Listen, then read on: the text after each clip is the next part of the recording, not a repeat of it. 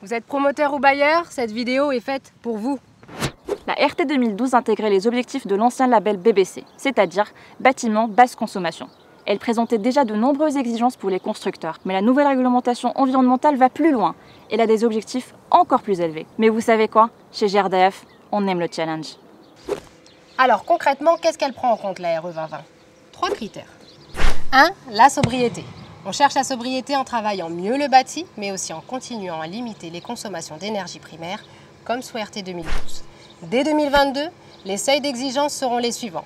Côté BBio, moins 20 à moins 30% par rapport à la RT 2012 et côté CEPNR, moins 20%.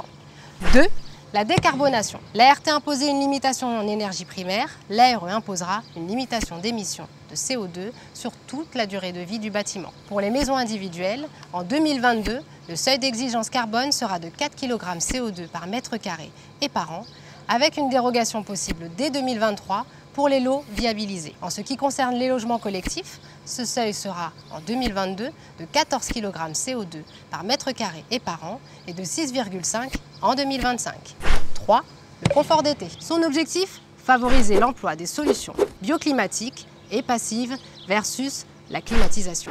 Pour tout logement collectif neuf, les technologies gaz naturel et plus encore gaz vert répondent à la RE, que ce soit les chaudières collectives, les chaudières individuelles, la pompe à chaleur hybride, aérothermique, géothermique et j'en passe. Nos technologies sont performantes.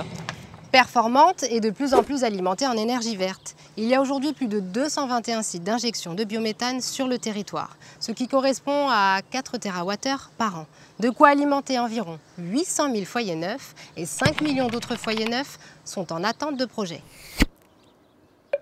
Et oui, le gaz vert c'est déjà une réalité. Produit à partir de résidus agricoles, d'effluents d'élevage et des déchets des territoires, le gaz vert est une énergie verte locale et 100% renouvelable. Vous pouvez l'utiliser pour chauffer, cuisiner et même rouler. Tout ça en ayant un contenu carbone de seulement 44,1 g CO2 par kWh PCI. En plus de tout ça, le gaz vert permet la création de 3 emplois locaux non délocalisables en moyenne par unité de méthanisation et de dizaines de milliers d'emplois cumulés en France et en Europe. Finalement, le gaz vert contribue à la résolution des défis sociétaux globaux et plus particulièrement à la réduction des émissions de gaz à effet de serre, à la préservation de la biodiversité et à la sécurité alimentaire. Bon allez, maintenant on va se faire un petit teasing sur ce qui vous attend au cours de la prochaine newsletter.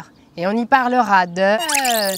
les chaudières collectives, les chaudières individuelles, la pompe à chaleur hybride, aérothermique, géothermique et j'en passe. Mais on n'en dit pas plus, c'est pour la prochaine fois. Allez, à la prochaine. Salut!